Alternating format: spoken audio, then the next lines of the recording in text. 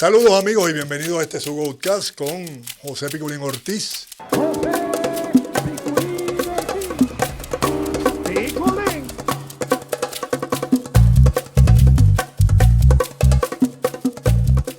Antes de comenzar con este episodio, aquí sabemos que apoyar el deporte boricua es clave y T-Mobile Puerto Rico está bien claro en eso. Con ellos, nuestro equipo nunca pierde la conexión. Gracias a T-Mobile, muchos de nuestros atletas pueden estar conectados donde quiera que vayan a representar nuestra isla.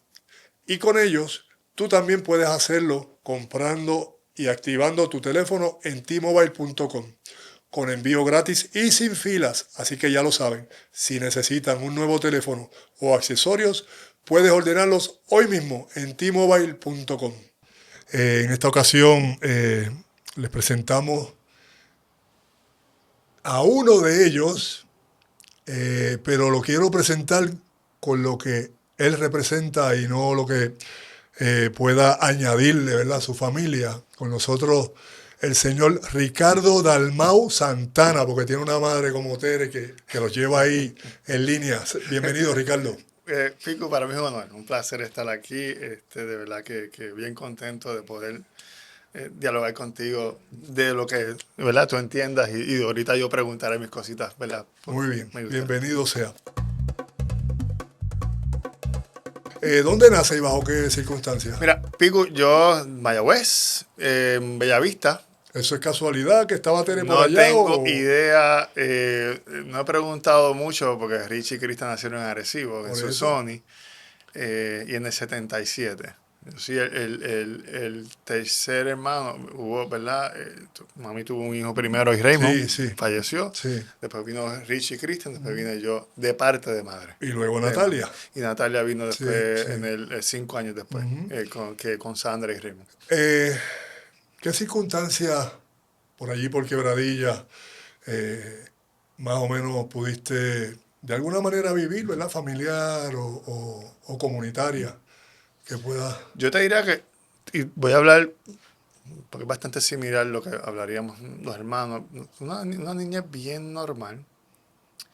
Vivimos en el barrio, sector Los Limones, en Quebradilla, en Terranova, y hacíamos lo que hacían los niños de esa generación. Estábamos todo el día afuera, jugando, haciendo de todo. Se jugaba tiritápate, se jugaba, o sea, todo. Jugábamos mucho deporte porque no había estos videojuegos ni nada, así que no teníamos tiempo para jugar distintos tipos de deporte. Y oye, fuimos a escuela pública, fuimos a escuela privada, aunque Raymond y mami estaban separados. Raymond era un padre que vivía en San Juan, pero siempre estaba presente. En los momentos que tenía que estar, iba a estar. Y esa presencia, esa influencia de él repercutió en nosotros. Como se puede ver, los tres salimos baloncelistas. Así que, pero fuera de eso, a nivel del día a día, fue una niña, yo te diría, yo la viví, la puedo comparar con los demás, bien normal, bien de cualquier muchacho de pueblo. ¿Cómo se comportaban los compañeros de escuela con ustedes, ¿verdad?, siendo hijos de Raymond Dalmau? De alguna manera les tenían que ver como que, espérate, estos son los hijos de Raymond, no se pueden tocar o no se les puede decir nada, o sea, tú sabes cómo es eso. Sí, hay de todo, había de todo. Hay gente que no ve eso porque no lo pueden asimilar porque son niños. Y hay nenes que después sí lo escuchan de sus padres o lo que sea o lo admiran y otros te lo envidian. Pero tú te acostumbras a eso, tú lo ves algo normal. Cuando realmente identificas que eres el hijo de Raymond Dalmau, la gente te lo, ¿verdad?, como que te lo tiraban en cara ¿verdad?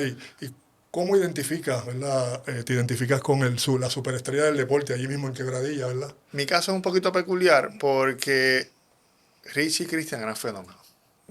Ellos jugaban baloncesto y ellos mataban todas las ligas, que ellos iban jugando todo, yo no.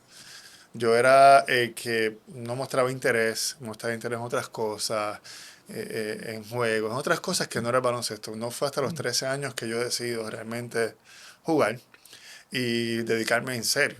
Y en un espacio de 2 años yo mejoré muchísimo. Yo digo, la gente tiene mucho que ver también en el entorno.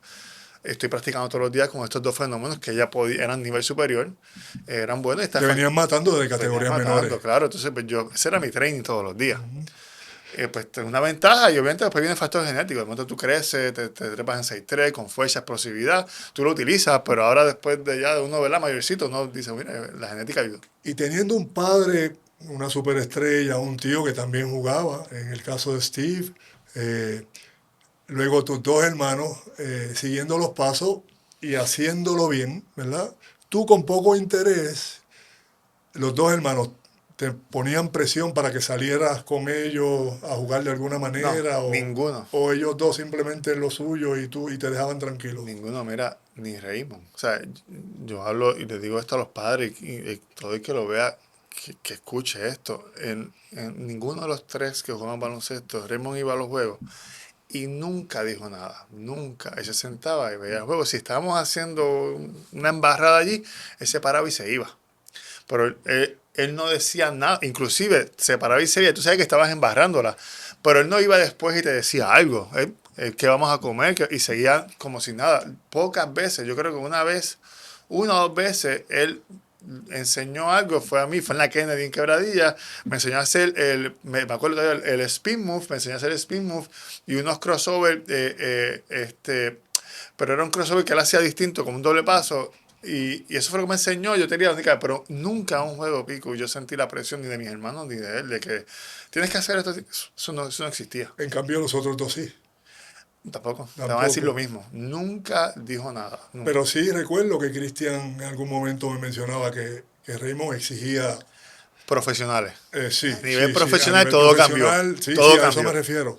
No, Que a a nivel nivel profesional él empezó ahí sí, fuerte. sí, a nivel profesional ya cambió la cosa. Ya era extremadamente exigente. No daba paso a que ningún jugador pensara que había ningún tipo de favoritismo. Las multas, yo fui el que más multas recibí en mi juventud por él. No compara ningún coach, ¿verdad? Me multó tanto como Raymond. Ganado, by the way. Pero era bien exigente y yo creo que fue lo correcto en ese momento. Ricardo, el patio de ustedes era la cancha de A Pedro Hernández. Pedro Hernández de Quebradilla. Obviamente se vivieron muchos campeonatos pero era el patio de su casa. Sí. Y ustedes tres estaban todo el día en la cancha allí metiéndole marrón a esa bola, uno contra uno, cancha completa, con un calor inmenso porque allí no había, No ¿verdad? había No aire. había aire. Y ustedes no había otro deporte que ustedes participaran. Hacemos, sí. Cristian fue buen pelotero. By the way, tenemos la llave de la cancha Pedro Hernández. Nosotros íbamos a entrar un domingo a las 10 de la noche, teníamos la luz y jugábamos. Pero sí, Cristian fue muy buen pelotero, pero no decidió seguir. A mí me encantaba y me encanta el tenis de mesa. Nosotros hicimos de todo tipo de deportes, volvemos, había tiempo para hacerlo. Sí. Podías hacer muchos deportes, pero sí, jugamos varios deportes todos. Hicimos hasta karate, Pico. Ah, Los eso tres, hice sí. yo, sí. Wow. O Sí, hicimos hasta karate los tres. sea que tenían en esa dirección era mucho deporte en su casa. Sí, y obviamente regresamos a la influencia de Raymond, pero también siempre que hablemos de los hermanos de los tres vamos a hacer lo mismo, vamos a mencionar a Teresa Santana, Sí, que era la que obviamente, eso estoy estaba claro. todos los Todo el días, tiempo encima ahí. todo el Estoy tiempo claro. que puso a un lado sus sueños Ujú. por dedicarse a sus hijos y que sus hijos practicaran deporte, así que ella tuvo mucho que ver Sí, sí, en lo eso. sé, lo sé. ¿Cómo fue tu paso por las categorías menores? Yo era un jugador normal, eh, eh, este, no era dedicado, pero tenía talento, pero no era dedicado. Y no me veía en ese momento, ¿verdad? Como un jugador profesional. Soy yo, pico, bien normal, o sea, Bien no, relax. bien relax. ¿Debutas con los piratas o con los polluelos de ahí bonito? Vamos a decirlo así. Con los En piratas. ese primer año, porque empezaste con los piratas, ¿no? Sí, pasa que ahí estaba la regla, John Cote, no sé si te Eh, acuerdas, que claro, el novato del año cualificaba tus primeros 2 años. Y en el 94 comienzo mi carrera con Quebradilla. En el 95 Raymond se va para a Ay corchar ahí Bonito bonito.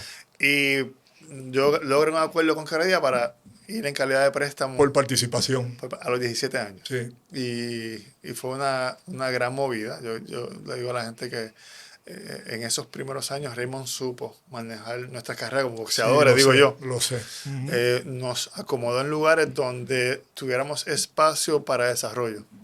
y eso fue importante. Pero entrando tuviste muchos puntos en tus manos, temprano, ¿no? En una producción destacada, 2000, 2003. Promediaste 18, 20, 21, 19 puntos, ¿verdad? En equipos que tenían muchos puntos. ¿Qué cambió? ¿Qué cambió en esos años? Oye, cambió mucho, hasta la liga cambió.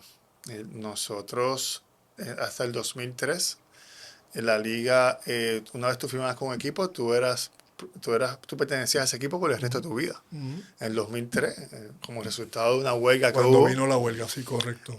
se abre la agencia libre en esos momentos que habría estaba teniendo problemas financieros y nosotros quedamos agentes libres. Eso automáticamente sube hasta la cuantía de mis contratos. Ahí caímos un año en Mayagüez y después caemos en Santurce. En Quebradilla era un equipo que sí jugábamos para quedar campeones, pero la confección, la profundidad del equipo no daba para eso. Daba para tener 2 o 3 buenas estrellas y jugar con jugadores y con eso te manejaba. Bueno, y teniendo los Dalmau allí, pues era un poquito más de peso. Tirando bolas a todo lo que da. Menos puntos Claro, de alguna manera para el restante, ¿no? Todo cambia, sí, y tenías la ventaja y no tenías la presión de que si empezabas jugando mal, pues tú ibas a caer en ritmo en algún momento. Ajá. Ya una vez tú entras a un equipo como Santurce, donde se confecciona para ganar, se confecciona con una profundidad significativa, pues ya tus minutos cambian, inclusive tu juicio tiene que cambiar. Claro.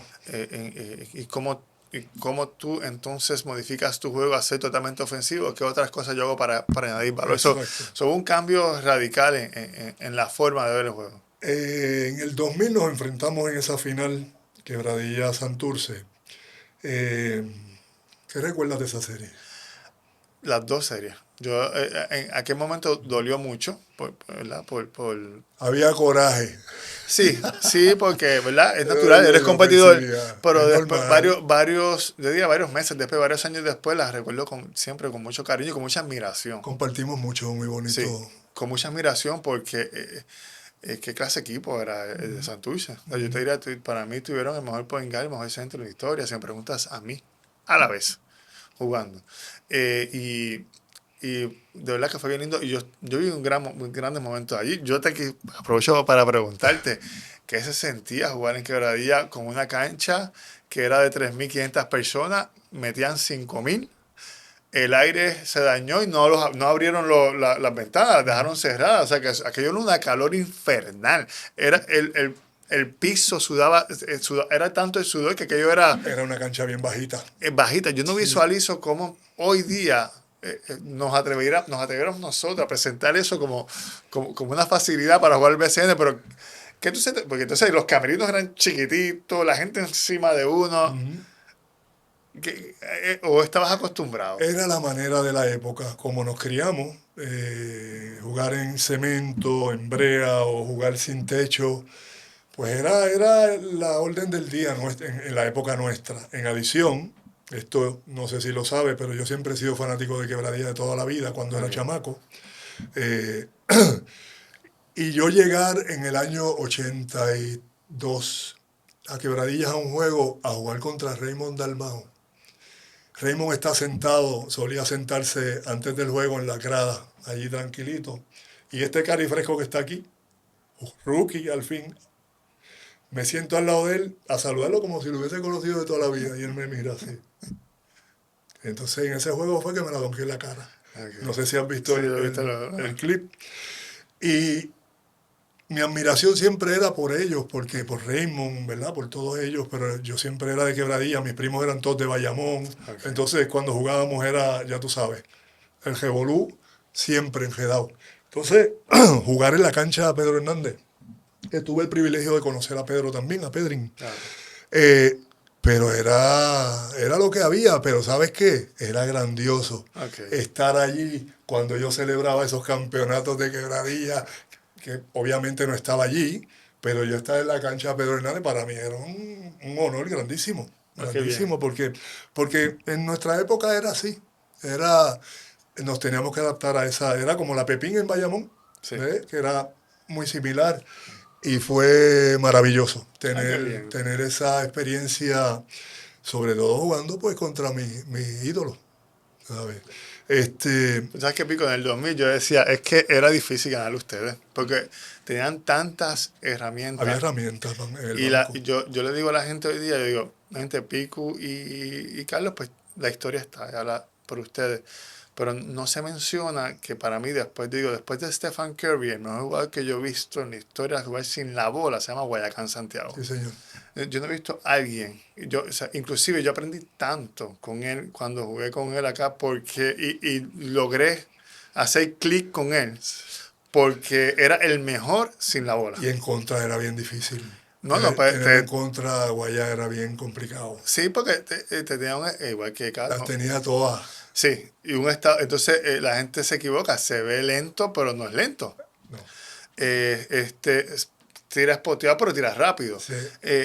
Pero sabía jugar. Y era un competidor. Era, sí, y lo ha sido siempre. Lo ha sido siempre, ¿verdad? Y yo siempre lo quise que fuera coach, pero por distintas razones, ¿verdad? No. Pero poco a poco, poco a poco. No, pero sí, pero era otro jugador que no se me... Y Rolando, ¿sabes? Jugadores que sabían su rol. Sí. No, no te digo, para mí un gran equipo ese de ustedes. Ahora yo lo admiro, cuando lo miro, lo admiro. Ricardo, juegas en Quebradilla, obviamente tu pueblo, etcétera, pero el campeonato se te da con los cangrejeros, digámoslo así, ¿no? Tuviste 2 turnos al bate contra nosotros, ¿verdad? Sí. Y no lo lograste, pero sí viniste a los cangrejeros, consigues ese campeonato con el Choliseo repleto, pero metes tú la bola del gane. Los 24 segundos para tirar. Después de ese bloqueo que le hizo Taylor, claramente se vio a Pfizer venir hacia acá y Taylor solo estaba en el centro.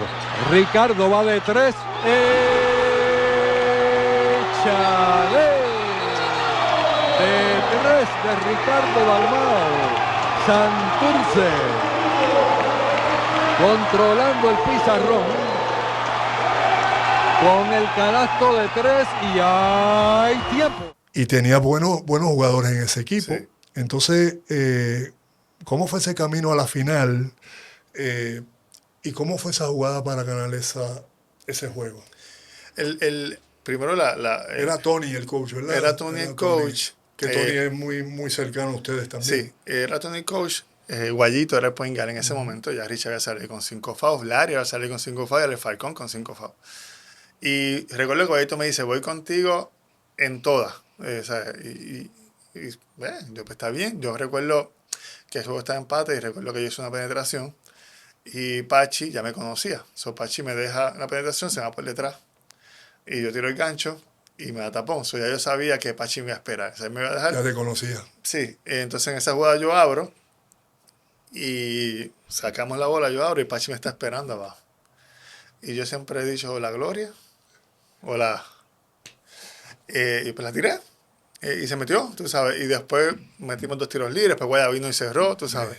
Después, cosas de Guaya. Guaya después, para hacer, me dijo, no, esta la quiero yo. O sea, me estaba diciendo, dámela a mí. O sea, esta es mía. Y yo, pues cuando tú ves un tipo así, un veterano con esa convicción, no, Guayacán, sí, Guayacán, que ya ganó tantos campeonatos, esos últimos tiros libres para cerrar el juego, y este no lo va a fallar jamás. Y cerramos el juego. Yo te tengo que decir que ha sido uno de los momentos más gratificantes que yo he experimentado a nivel profesional. Hay un documental de Pelé y él habla, y que me encanta, pues él dice que lo grande de la victoria no es el trofeo, sino es el relief, es la satisfacción. Cuando sueltas Suelta y tiene mucha razón. Yo llevaba 14 años tratando de ganar Piculín y la gente diciendo que nunca íbamos a ganar, que los demás no ganaban. Y que se diera la forma en que se dio, pues fue para mí un relief, ¿verdad?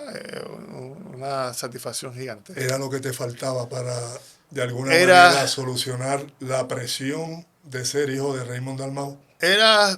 Sí, y una meta bien personal. Bueno, trabajaste para ello. Exacto, una meta bien personal. Mía y de Richie. Si te fijas, estaban los dos ahí. Si te fijas, yo jugaba al baloncesto y me encanta, me encanta, pero yo tenía otras pasiones también y las he ido siguiendo también. Pero para mí era bien importante jugar con mi hermano, por alguna razón. Yo de mis 18 años jugué 15 con Richie. So, ya cuando él se va, pues ya yo no encontraba, aparte que estaba trabajando y ya tenía mi mente en otras cosas, en otras aspiraciones, pero no encontraba el mismo drive para seguir jugando. Pero ganar ese campeonato fue un milestone, una meta bien grande a nivel personal. ¿Qué se dijeron entre tú y Richie cuando ganaron? Yo recuerdo que en el timeout, cuando hubo un timeout y él va donde mí y me dice, bebé, esto está preparado para que tú lo ganes. Así, esto está preparado para que tú lo ganes. Me decía, esto está preparado para que tú lo ganes, bebé. Y yo, claro, yo estoy pensando en eso. Yo presumo que lo hacía para darme un shot Voto de confianza. de confianza Claro. en su interés, ¿verdad? Pero eso es lo que recuerdo de que me decía en ese momento. Y después, no recuerdo si hablamos después tan eufórico, Pico. Nosotros ahora en el BCN tratamos de hacer, uno de los retos es hacer una entrega de trofeo, una ceremonia de campeonato. Y Puerto Rico la cultura no es fácil. Pues sabes que tú ganas y como que se vuelve un revolú. Y yo les digo a mi gente, digo, no es tan fácil. Yo recuerdo haber ganado y irme a celebrar y perderme todo. Y cuando llego al camerino ganar a 1 de la mañana. O sea, así de eufórico fue para mí en ese momento. So, no recuerdo mucho. Yo sí recuerdo que el día antes yo no dormí. Y, y llegué a la cancha y ver a Larry igual, con los ojos igual hinchados que yo. Y me dio tranquilidad, porque si yo no dormí, Larry no durmió, aquí nadie ha dormido. So, pero realmente tampoco sientes cansancio. Eso no, ¿verdad? Cosas así, recuerdo escribir mi camisa, ¿verdad? Cosas que psicológicamente me ayudaron en ese momento. Solías repetir medias o tenis cuando La cábala. La cábala, correcto. Todos lo hacemos. Todos Sí, tenemos lo hice nuestras también. cosas. Yo siempre usé una camisilla, la camisilla le escribí confianza, seguridad, es igual a éxito. Escribí un par de cosas para mí en esa camisa. Una camisilla que iba adentro. So, sí tenemos nuestra cámara, pero son momentos Pico bien lindos. Yo le debo mucho al baloncesto. ¿Cuál fue la primera? ¿Quién fue el primero que te llamó cuando ganaste el campeonato? Si recuerdas. No recuerdo. ¿No? No recuerdo. Yo recuerdo amigos míos que estaban ahí y me dijeron, estoy cansado. Esto fue tan drenante que me siento cansado. Me Sí, decían. drena mucho Sí, por la eso fue lo que me energía. dijo. Me dijeron, estoy cansado, pero no recuerdo ahí, Pico, quién me llamó. Yo recuerdo al otro día me llamaron a las 6 de la mañana para una Ahí entrevista de está el radio. problema, que te vienen a llamar a las 6 de la mañana. Sí. Eso me hacían a mí, yo pichaba. Imagínate. Eso. Uno con 2 cervezas arriba Sí. de la noche antes o de toda esa madrugada que Sí. acababa uno de acostarse a dormir porque era la realidad. Sí, tengo que decir que es una celebración bien distinta a Quebradilla. Quebradilla, pasábamos de la semifinal a la final y aquello, abrían las pompas de agua en la plaza, metían motoras dentro de los cafetines y chillaban gomas adentro. En Santurce fue un poco distinto. Celebramos ahí, pero ya después de ahí, pues yo cogí y comí y me fui. ¿Sentías más presión ganar el campeonato para Quebradilla que en Santurce, siendo obviamente quebradillano? Yo creo que fue Santurce. Hay una acumulación de años sin ganar.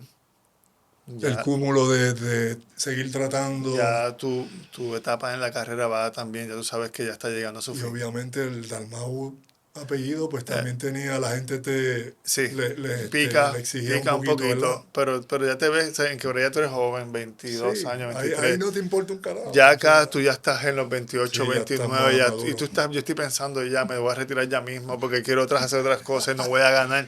O sea, es natural que vayas sintiendo la presión de las etapas Cristian se separa de ustedes dos. temprano. ¿Y Sí. cuál fue el pensamiento de ustedes, tuyo y Richie? Yo estaba en El Bonito en ese momento. Ujú. Raymond también estaba allá.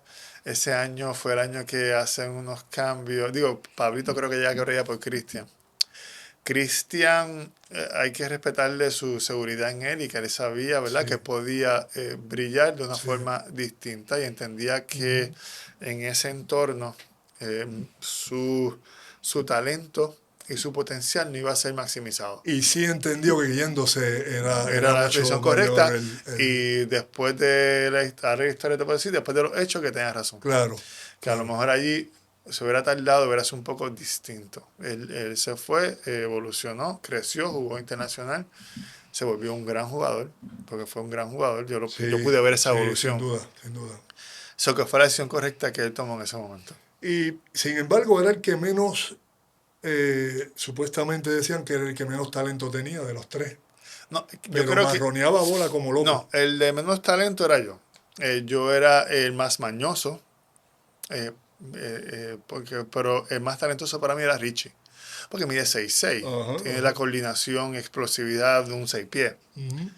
So, Cristian y yo medimos 6'3", 6'2 y medio. So, Cristian tenía talento, tenía otras cosas. De piculín yo no donkeaba. O sea, yo no brincaba. Tenía fuerza y explosividad. Pero yo no brincaba. So, entonces yo era un tirador trabajado. No era un Como tirador. todos. Sí, Yo no era, creo que están los innatos. O sea, sí, tiene los... Exacto. pero Pero si el innato si no trabaja, se cae. se cae. Tienes toda la O sea razón, que- tienes toda la razón. Pero yo trabajé, yo creo que yo era el de menos talento. Yo era el más mañoso, si te puedo decir, bastante astuto dentro de la cancha. Y creo que era bien competidor. A mí me También. parece que por lo menos la experiencia ¿verdad? Vivida con ustedes era muy Sí. competidor y te molestabas muchísimo cuando las cosas no te salían, Sí, etcétera. y estudiaba. Exacto, y Y era, estudiaba, era bien yo estudioso. era bien estudioso del juego. Me hubiera encantado tener ¿verdad? Los accesos de tecnología ahora que te permiten grabar todo. Hubiese sido distinto. Sí, pero ¿verdad? Yo creo que sí, porque yo me dedicaba a estudiarme. Porque tú lo puedes tener, pero si no lo utilizas, como si no existiera. Pero yo me dedicaba a estudiarme mucho y a estudiar los juegos. Y era todavía bien riguroso y bien fuerte conmigo, primero. Exigiéndote. Me exigía mucho, conmigo siempre. Inclusive lo hago ahora. Yo antes de cualquier situación empiezo conmigo. ¿Dónde yo, ¿verdad? ¿Qué pude haber hecho distinto para poder entonces moverme hacia otra? ¿Se ponía Richie mucha presión en la cancha para los juegos? ¿Se ponía mucha presión? Porque a Richie todo le fluía maravillosamente. El talento que tenía. Sí, eso tiene que ver con la psiquis de uno y hasta, ¿verdad? La mentalidad de uno. Sí, lo digo por su ¿sabes? Por lo pacífico que Todavía él, lo es. todavía. El punto se puede caer y él tranquilo. Él no, ¿verdad? Pero sabía manejar la presión. Yo creo que Richie la supo. Pero la manejaba en la paz y tranquilidad. Sí, tranquilo. No subía de tono, salvo que le dieran un palo fuerte. Exacto. O sea, pocas veces tú lo veías. Pero Richie siempre fue bueno. Una persona buena. Y la mayoría de mis issues y roces en la cancha tenían que ver cuando... Defendiéndolo a él. Sí. Mira para allá. Yo no me agradaba por alguna razón saber el tipo de persona que él era, ver que quisieran, como diríamos, apuntársela con él, pues a mí eso no me agradaba. Y tú pensando que él no iba a responder tampoco. Exacto. No, Entonces, pues, no iba a responder, obviamente tú lo ibas y lo... Exacto. Él podía hacerlo, ¿verdad? Porque Y es usted bastante fue grandecito por que él. era, pero mi naturaleza era salir en defensa. Sí, era más... Siempre fue salir en defensa de él. Si tú miras la mayoría de mis issues, muchos de ellos tienen que ver con eso. Cuando eran pequeños, ¿era similar? Era al revés. Sí, Él él era más protector. Sí, y Cristian también. No, Cristian yo sé que Cristian, sí. iba a todas. Sí, fueron bien protectores. Nos criamos en un ambiente, ¿verdad? Como volviendo al principio, de que había que defenderse. ¿Tuvieron alguna pelea los tres en algún momento? Richie así nunca con cualquier loco perdió por que ahí? yo recuerde. Maybe una que otra vez. Cristian y yo éramos más activos. Sí. Éramos más activos Rebulero. en pelear. Sí, Como dicen ahora. éramos bien activos peleando. Cristian y yo fuimos nenes bien. No, yo tuve los dos extremos. Tenía a Cristian y Richie y yo cogí Claro, más para el lado, y esto lo digo, para el lado no, divertido, digo ajá, yo, que era ajá, Cristian. ajá. Pero esto lo digo no porque fuesen peleones No, no. o problemáticos, sino porque uno también se tiene que defender, ¿verdad? Claro. Y en el caso de ustedes, pues, siempre existía la posibilidad de que vinieran a hostigarles por la presión con su padre, etcétera, etcétera, ¿no? Claro. Yo viví lo propio, pues, cuando mi papá era maestro, pues yo estaba en la misma escuela o con mi mamá, y siempre era lo mismo, que como era el hijo del maestro, pues yo tenía que darle la clave de los exámenes, sí o sí, o sea, ¿me entiendes? Y básicamente era un poquito complicado cuando uno tiene ese estilo de, Claro. ¿verdad? De relación con padres o hermanos, etcétera. Dame un 5 ideal.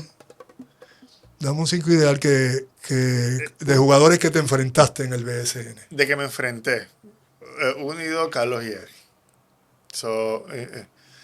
Yo creo que son los dos jugadores que más... Carlos y Eddie Casiano. Carlos Arroyo, Eddie Casiano, unido. 3 lo cogí ya a lo último, pero jugué Quijote. Mario.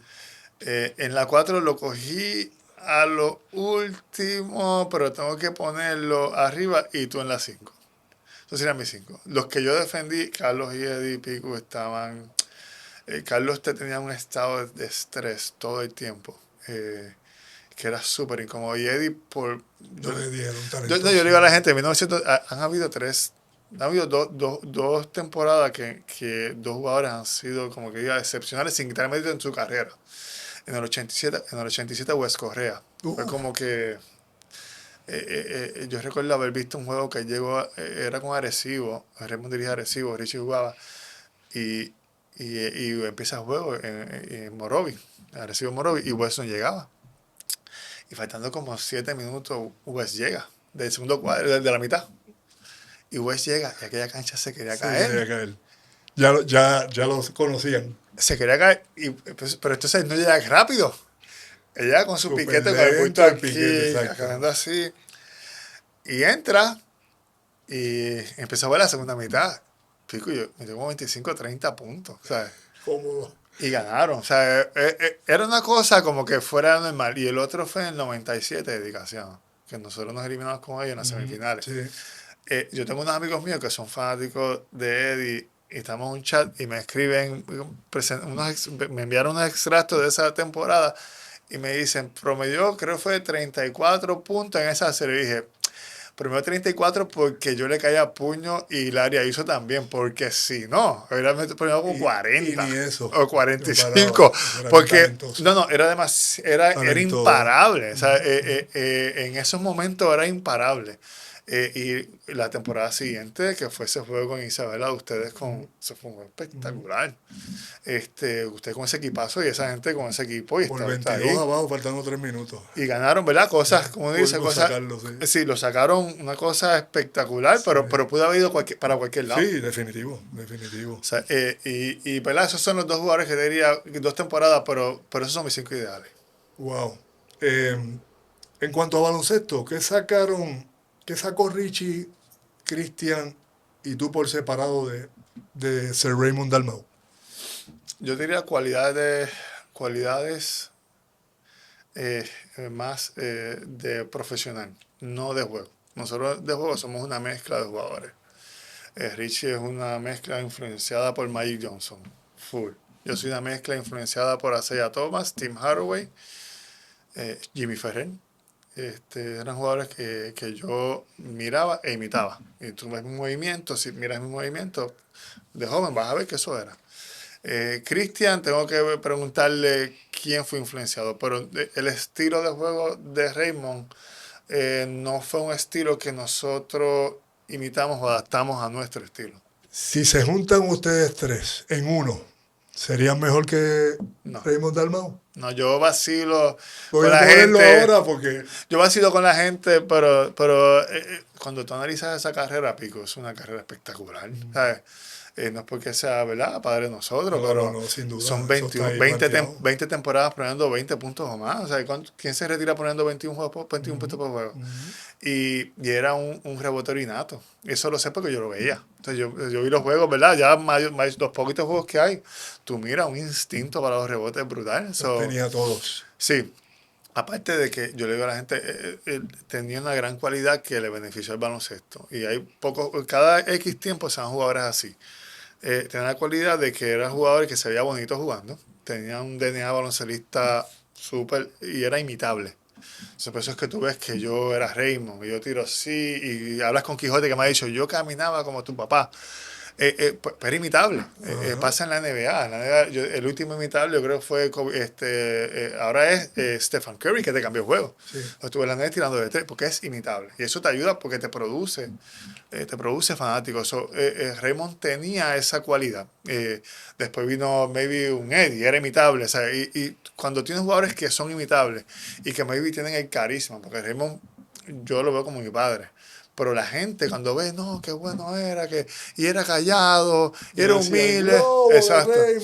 Y a la gente le gustaba eso. Sí. Pues la gente lo iba a ver. Eso es una gran ventaja para el baloncesto. Aparte de tener unos grandes números, ¿verdad?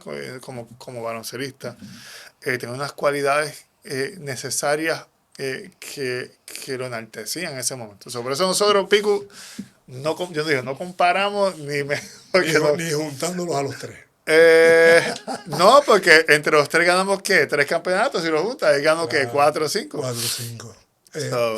4 olimpiadas, ¿sabes? Cuando tú miras, Mm. no puedes comparar. Pensándolo así, tu padre fue obviamente de los primeros jugadores New Yorkers de la época que vinieron a aportar todo ese historial que cada uno tiene, Rubén Rodríguez, Neftalí, todos esos jugadores. Se está dando ese fenómeno hoy en día nuevamente, el que tenemos que ir a apelar a los jugadores, ¿verdad?, de hijos de allá en Estados Unidos, de la diáspora. ¿Cómo lo ves? Todo, ¿verdad? Nada es estático, todo es valga la cambiante. aclaración. ¿Quién ha aportado más y cómo ves ahora que puedan aportar? Yo creo que esto es por cepa. Hubo una cepa que llegó a un buen momento en los 90, jugadores grandes, sólidos, talentosos, pero con las cualidades adecuadas. Estabas tú como líder, pero tenías también, acompañaba a Jerón, Ramón Rivas, los hermanos León, alto. Ahí teníamos un equipo altísimo. Alto Félix Rivera, Papillo. Y tenían furia, o sea, Sí, tenían esa pasión y esa seguridad, ¿sabes? Que se metían a la cancha y ustedes sabían que se ganaba el mejor equipo, no importa qué. Y sabían que lo podían hacer. Nunca olvido todavía yo grité el Picu en los 92, que fue con Yugoslavia. Cuando se fueron invictos, ganaron 90. Pues, o sea, es una cosa específica. Jugamos contra el mejor equipo yugoslavo. Cuando era Yugoslavia, cuando no estaba dividido. Correcto. Y se lo ganaron. Y sé que después querían buscar a ver si se cruzaban de nuevo porque tenían la espinita. Pues se dio una gran cepa de nativos en ese momento. En los 60, 70 se dio una cepa de New Yorkers que fue revolucionaria. Fue impresionante sí. esa cepa. Sí. Tu papá, Rubén, Willy Quiñones, Neftalí, pero también estaba el Mago Blondet. Eran el Brown, similares en Brown, estatura, sí. ¿sabes? Y que Rubén Rodríguez podía jugar hasta Poingal porque bajaba la bola feliz de la vida y la metía de allá de media cancha casi. Con unas cualidades impresionantes. Es una cepa buenísima. Una cepa muy y buena. gozamos Tito Ortiz. Gozamos de una muy buena cepa. En los 90 se dio una gran cepa. Ya el caso es que se nos ha hecho bien difícil, Piculín, reemplazar una figura como tú. Después de 20 años venimos a llegar a la Olimpiada. 20 años, Tomo. No por sequía, sino bueno, no dábamos de alguna manera. No hemos dado todavía, porque nosotros necesitamos jugadores altos para poder competir en Europa. Pero somos una fábrica de jugadores Gares. De Gares. Eso. De la 1 a la 3. Exacto. Y por eso digo que esa cepa alta nos ayudó mucho. De momento hemos bajado un poco. Ahora se supone que en los próximos 5 o 10 años tienes una cepa de jugadores altos versátiles. Que están en college ahora mismo. Que si se dan, pues las probabilidades de que volvamos a ser potencia aumentan. Ahora que los menciona como presidente de BCN, la regla Dani Ortiz, ¿qué va a pasar con esa regla? Esa regla la van a revertir nuevamente para que esos jugadores que están en NCAA puedan volver a Puerto Rico y jugar durante el verano y mantengan esa dinámica que hicimos nosotros. Yo lo trataría de hacer, pues acelera la carrera de un jugador, la madura. Porque, dímelo a mí. Sí. Dímelo a mí. Trataría de hacerlo. Eso va a un comité en la NCAA. Ellos han visto forzados a abrir el modelo de negocio de la NCAA. La información te permite visibilizar muchas cosas y se han visto forzados a abrirlo. Hay que ver si dentro de esa apertura que hay a nuevos modelos de negocio para beneficiar a los jugadores está la de permitirle a un jugador que juegue una liga profesional mientras está en NCAA. Lo van a ver como riesgo, vamos a ser claros, porque abren la puerta, venir y lesionarse. Ya le están pagando, van a decir, espérate, yo te estoy aquí tratando bien, irte allí, te puedes lesionar y entonces me afectas acá. Puede ser, y con toda probabilidad un jugador que tiene potencial de jugar aquí en el BCN tiene potencial de hacer buen dinero Tienes uno, en la NCAA. Alejandro Aviles, por ejemplo, un jugador El hijo alto. de Nelson. El hijo de Dito. Si juega aquí, va a tener potencial de ganar buen dinero allá. Y desarrollarse Y mucho más rápido. Sí, sí, a nosotros nos conviene, como liga ni te digo, porque Ajá, entonces tú ajá. tienes un Y al equipo atractivo. nacional. Exacto, Más a aún. todos nos conviene. Pero hay que ver si la NCAA, que es la que realmente es la que otorga ese permiso. Que debería, eso es un automático. Oye, nos conviene a todos. Hay que ver porque tienes que verlo, digo yo pensando acá, cómo uno presenta este planteamiento, porque ellos pueden verlo que esto es una liga de maybe 10, 15, 20 ligas alrededor del mundo, que jugadores que participan en su liga también tendrían que abrirlo. O sea, hay que ver cómo ellos miran eso. Y dicen, yo abro esta puerta aquí, voy a tener el de Serbia, voy a tener el de Italia, voy a tener lo que también me va a pedir lo mismo, entonces voy a tener jugadores. Sí, lo que pasa es que allá aquí. no se juega en verano. Aquí sí. Eso es una gran, Esa es la diferencia. eso sí, Acá eso es una se gran juega diferencia. en verano. Sí, Que yo te quiero plantear esa pregunta también. Como presidente, ¿no visualiza jugar igual que el resto del mundo de octubre a mayo, por ejemplo? ¿No se visualiza sí, eso? esa conversación ha llegado a la mesa recientemente. Han habido apoderados que lo han traído. Yo sí les digo a los apoderados del BCN, ¿verdad? Habiendo estudiado lo que se paga alrededor del mundo, el BCN puede competir con cualquier liga mantienes del aquí? mundo en este momento, Piculín, con cualquier liga. Sácate Gracias. obviamente la NBA. Nosotros no tenemos nada que envidiarle. Lo que se ganan los jugadores aquí es algo similar o hasta más que la gran mayoría de las ligas en Sí, Europa. Así sí. que es una conversación que se debe traer a la mesa porque puedes competir directamente y los tienes aquí. Y ayuda mucho al desarrollo porque se practica más de lo que se juega. Sí. Ponle que se juegue, yo acá montándola a mi manera, se juega una vez a la semana o dos como mucho, pero tienes 8 o 10 prácticas semanales para poderlos mejorar. Que es la queja que presumo que lo has tocado aquí, de los juegos, la cantidad de juegos que juegan los niños semanal. Nosotros nos criamos con 2 torneos al año. Exacto. Y estábamos todo ese tiempo entrenando. Yo le digo a mis hijos, le digo, mira, el 70% tiene que ser trabajando tu juego. El 20% en equipo y el 10% jugar. Pero tienes que trabajar tu juego. Tienes Eso que trabajar. continuamente, eso hay que trabajar. Te pregunto esto porque ustedes son siempre fueron fiebros de la práctica en general del juego.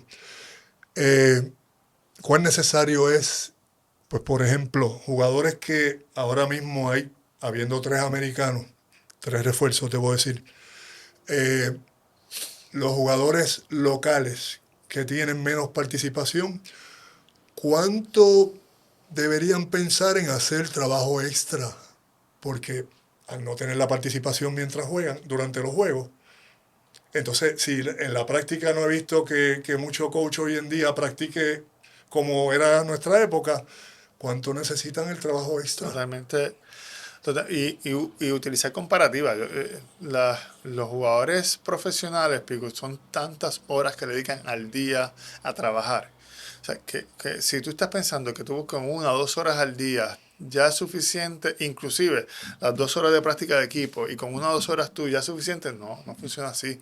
Los jugadores que realmente, ¿verdad? Los NBAistas, eso son 4 horas diarias de ellos, acá trabajando previo a la práctica. Así pero tienes que enamorarte del proceso, tienes que enamorarte, porque el resultado es resultado. Y eso, pero tu mejoría es en el proceso, Pico, que es eso mismo que estás hablando, que es la práctica. Recuerda que es que lo que pasa es que en nuestra liga, los dueños de equipo lo que quieren es ganar. Sí. Eso Right away. Sí. No piensan en desarrollo ni en una proyección de contra este año, pues vamos a hacer un buen papel, pero vamos a ir poco a poco para mejorar, ¿verdad? En adelante, de aquí a 3 años, lo que sea, una proyección. Pero es bien importante eso. Pero el jugador de por sí tiene que preocupar. Comienza con el jugador. O sea, Yo no lo veo. Sí, tú de por sí tienes que... O sea, si no hay una plataforma idónea, pero hay una plataforma. Lo que pasa es que maybe pues, la liga profesional per se está diseñada que quieren ganar, entran con esa intención, pues a lo mejor esa plataforma no está diseñada como desarrollo per se, pero tú como jugador, tú tienes que estar dispuesto a trabajar para poner las horas y desarrollarte. Hoy día, a diferencia de antes los excepcionales podían ir afuera a jugar de Puerto Rico. Ahora, hoy día, Picolín, hay ligas, o sea, por todos lados que tú puedes ir a jugar. No solo Puerto Rico donde pueden jugar estos jugadores que Sí, son sí. ¿verdad? Que son el 8, 9, el 10.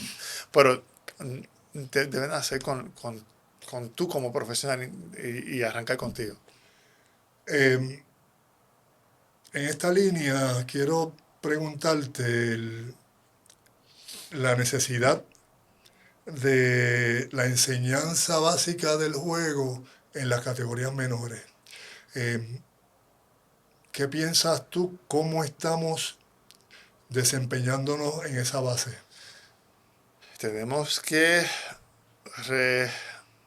yo diría reorientar los coaches, los padres, Los clubes. los clubes. Yo fui presidente de un club en Guaynabo por un año.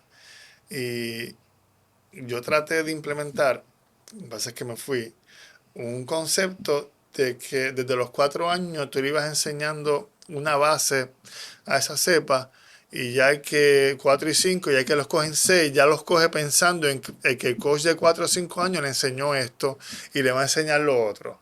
Y ir por años enseñándole escalonados unos fundamentos y dedicar el 20% de todas las prácticas o el 30% a eso. Cosa de que tú estás 5 o 6 años, ya tú desarrollaste ya una serie de fundamentos En el ABC del juego. que los coaches se pusieron de acuerdo, lo hicieron ellos. Ellos se pusieron de acuerdo y dijeron, esto es lo que le vamos a enseñar. Y ese es el pacto de ellos, y esto es lo que vamos a hacer. Y yo pasa que me fui, traté de impulsar, escoger los torneos que íbamos a participar.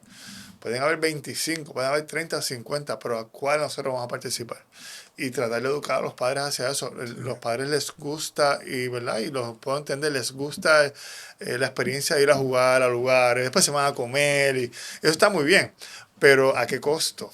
¿Cómo estás viendo el desarrollo de tu hijo? ¿Lo estás viendo temporero? ¿Estás mirándote 5, 10, 15 años? Pero eso se habla. Lo que pasa es que yo creo que muchos padres lo que quieren es ver a su hijo ser winners. Uh-huh. Y dentro del concepto de lo que nos gusta a nosotros dentro del juego, pues yo creo que no se enseñe solamente a ganar y a perder. Yo creo que un padre debería aspirar, si su hijo es talentoso, a que realmente mejore. Claro. No ganando y perdiendo, sino desarrollándolo. Y entra hasta el ego, uno Claro, le gusta sí, llegar allí. es la realidad. Y yo llego, yo pertenezco a este club y ganamos todos estos torneos. Yo lo miro y esto es una carrera, esto es un maratón, esto es una carrera de 100 metros. Exactamente. Pero eso sabemos nosotros, Pico. Sí. Los sí, padres, pero no escuchan. Eso Uno trata, o sea, ahora mismo tú como presidente de la liga, etcétera, vemos muchos por ahí que damos el mensaje, pero no caen en cuenta y yo digo, bendito sea el Señor, yo puse 4 escuelas y me salí por no escuchar a un padre que me diga a mí, mi hijo está cansado porque jugó ayer con el club y hoy no puede practicar. Y por lo menos hace 10 años atrás, yo vacilaba, o sea, cuando tú ves que hay un problema en un equipo y salen, el problema se refleja, los síntomas se reflejan de distintas formas, pero la causa real es tiempo de juego. Sí. Eso era como que la causa. Y tiene que ver con eso. La causa real no la debe decidir un padre, la decide el hijo con sus prácticas, cómo practica y cómo se desempeña.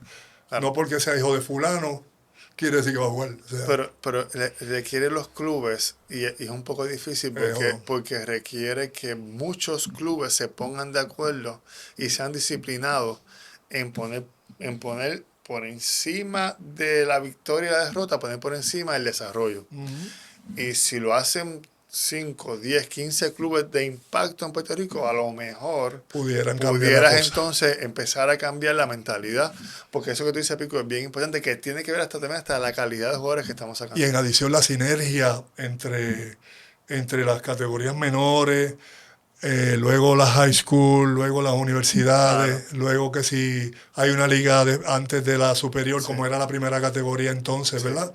Pues puede haber ese seguimiento, ¿no? Ese crecimiento con logística, ¿no?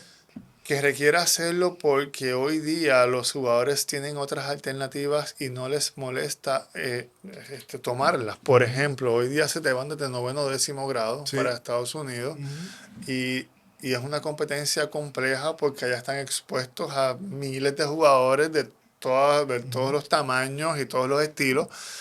Buenas facilidades, o nosotros acá tenemos que desarrollar una ventaja competitiva. Exacto. Y yo entendería que es una forma de hacerlo, es lo que tú me estás planteando. Sí, Esa sincronía, desde etapa cero a etapa profesional, que si te quedas en el camino, te quedaste, pero fuiste trabajado científicamente. Correcto. Y no lo hemos hecho, pero debería ser un plan, si me preguntas a mí, y planes como ese, Pico, si alguien puede impulsarlo para que en todos los deportes, el baloncesto. El baloncesto se hace de fácil emulación para otros deportes. Sí, exacto, sí. Bueno, volvamos a ti. Digamos, ¿de qué se habla en una cena familiar en casa de los Dalmau? Eso ha variado.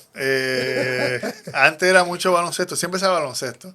Ahora hablamos de política un poquito. A mí me encanta la historia. Raymond y yo compartimos unos intereses de lectura y eso. Pero el baloncesto siempre se va a hablar. Y un poquito de política, pico y de historia, ¿verdad? Nos gusta, pero es variado. Pero el baloncesto todavía es el tema de mayor peso. Pesa. Pesa. Cuando a Rey le diagnostican el cáncer colorectal de colon a sus 44 años, ¿qué pensaron sus hijos? Yo era jovencito ahí. No sabía realmente la magnitud de lo que estaba a punto de enfrentar. Porque antes se decía, hay cáncer, ya me voy a Ya morir. te voy a morir, exacto. ¿Cuántos años lleva? Gracias Sí, a Dios. gracias a Dios, ¿verdad? A la tecnología médica y a su disciplina tiene que ver también. Pero te tengo que decir que yo en ese momento lo veía a él como un superhéroe, en ese sentido. Y él va a estar bien, como que me quedé con esa. Y gracias a Dios, ¿verdad? En ese momento no me equivoqué, pero sí, si le preguntas a Richie, su experiencia va a ser bien distinta. Era 4 años mayor que yo, ya era más adolescente, tenía más conocimiento, había más madurez que yo no tenía en ese momento.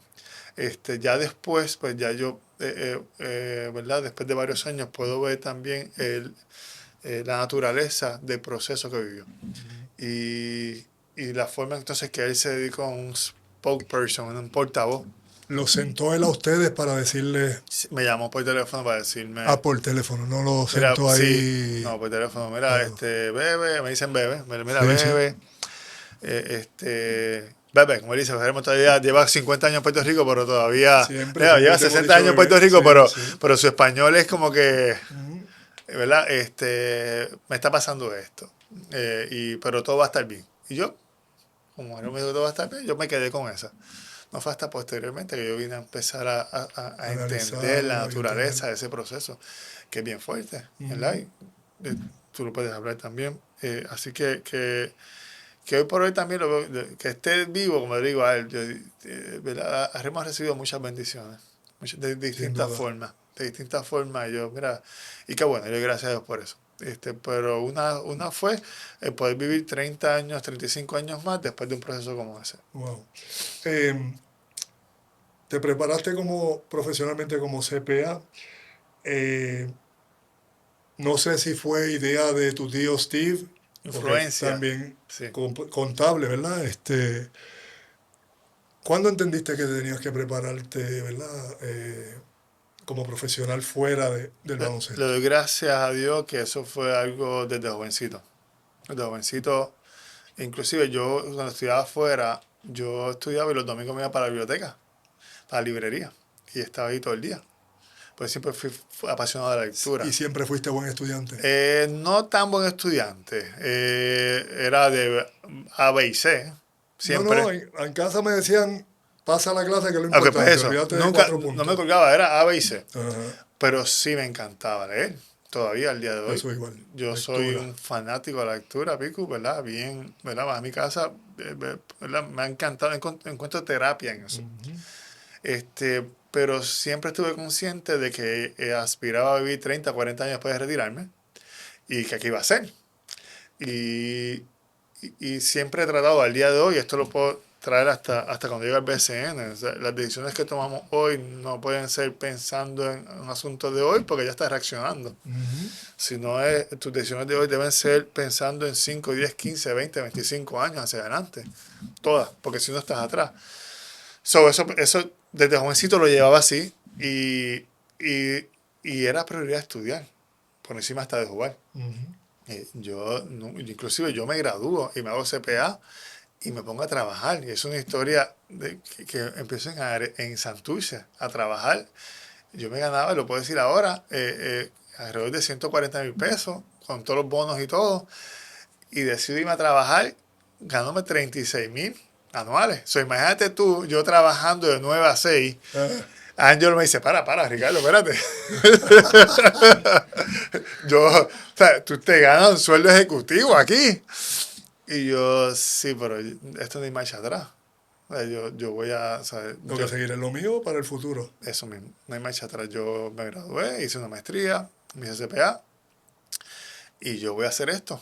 Y así fue. Yo empecé a trabajar, y trabajaba y jugaba, hasta que llegó el punto que ya a los 32, 33 años, ahí el gobernador Luis Fortuño en ese momento, y me nombré inspector general, que no es otra cosa como auditor general del gobierno de Puerto Rico.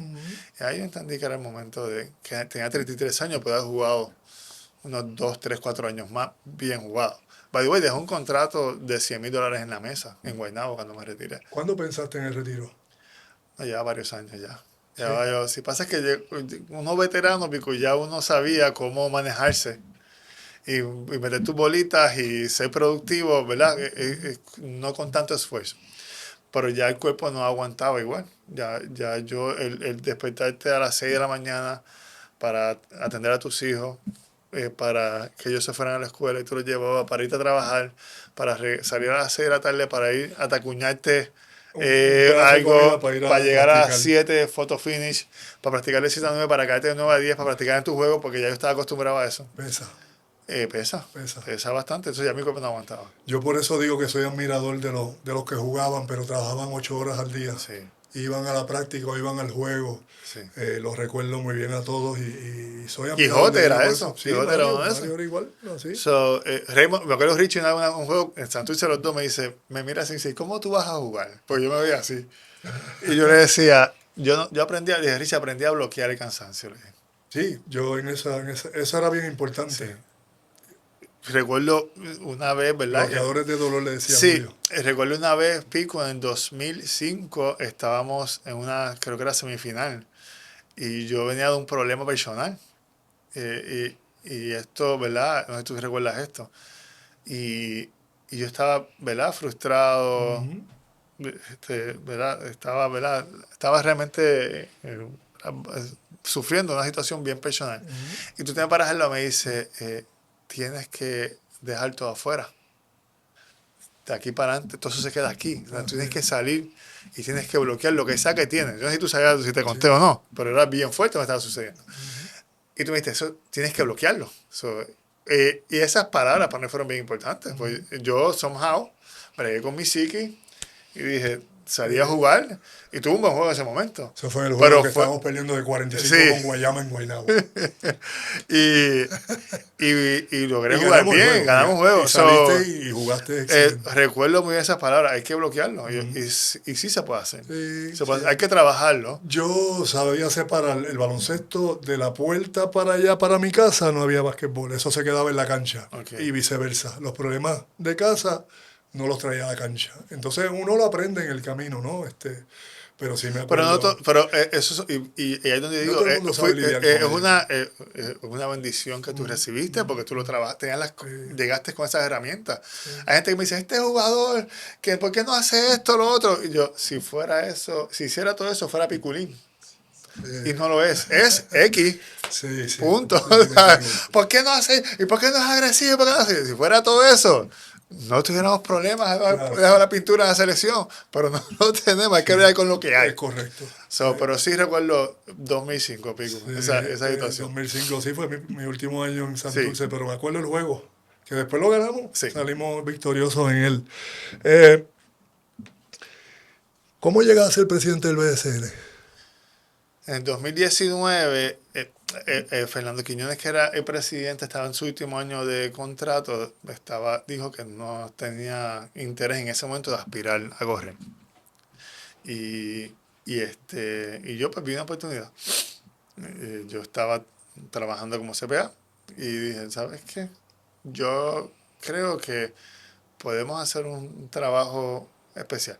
El equipo de trabajo del BCN sabe que incluso hay unas reglas que tenemos. Hay unas reglas de equipo, de trabajo, de que hay que tener honestidad radical, extrema.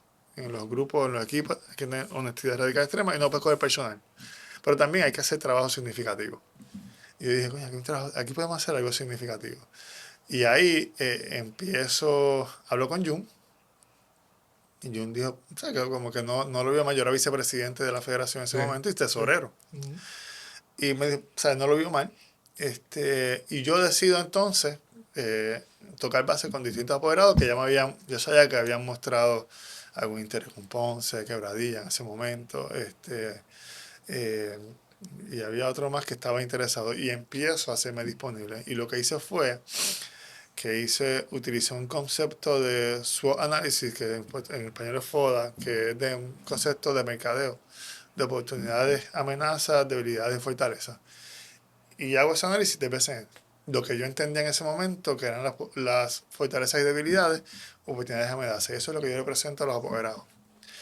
Y le gustó, aparentemente.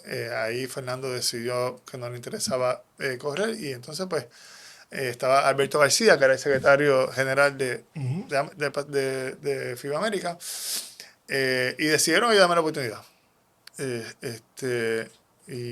Y de ahí arrancó con el Mucha BCN. responsabilidad en el puesto.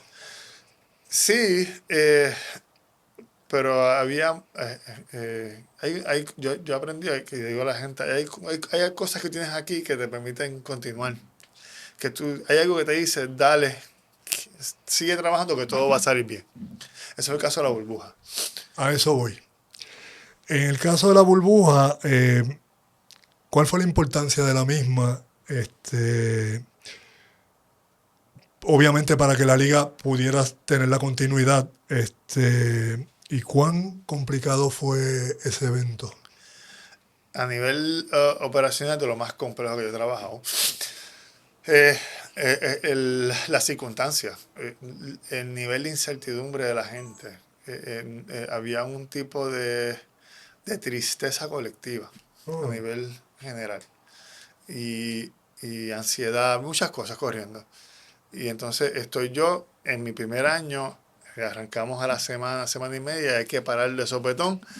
Y entonces mi primer torneo, una liga de 90 años en aquel momento, que por primera vez en la historia iba a dejar de jugar. Entonces iba a dejar de jugar un año sin jugar, y era mi primer año yo de presidente. Era incómodo. Bien incómodo.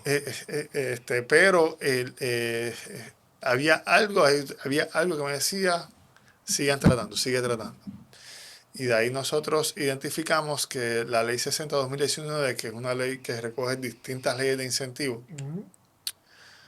y identificamos que la definición de producción fílmica la habían expandido para incluir programas en serie, programas de entretenimiento. Deportivo. Y yo entendí que programas deportivos entraban en programas de entretenimiento y programas en serie. Ajá. Y yo vendí en ese momento al gobierno de que nosotros no nos diferenciamos mucho del programa Guerrero. ¿Sabes lo Guerrero? Aquel programa que tú corrías, Sí. brincabas cosas, y yo, pues estos corren, brincan obstáculos, nosotros tiramos una bola, un canasto. Exacto. Estamos haciendo lo mismo, de distintas formas. La compraron. Aparte de que se alinearon los planetas para demostrar que podíamos hacer eventos chulos en Puerto Rico. De ahí entonces logramos que eso nos aprobara $4 millones, que fue la proyección inicial que hicimos del evento. Con 4 millones, en ese momento nos podían dar de un 40 a un 55% de crédito. Cogimos un 40, que es 1.6. Y de ahí yo me viro, busco inversionistas. Es que la primera relación del BCN con Osuna es en el 2020. Entonces Osuna es el que nos compra ese crédito, que apostó al BCN. Pico, porque yo decirle, mira, vamos a hacer este proyecto, que si hay una plaga aquí adentro, ¿verdad? Hay un brote, pues hay que cerrarlo. Y me quedo debiéndote 1,5 millones. Las presiones no eran tan fáciles para mí. Definitivo. Y hubo, ¿verdad? Situaciones, pero las manejamos. Y entonces, pues, logramos hacer ese evento. Los apoderados que se montaran se dieron las circunstancias adecuadas para eso, Piculín.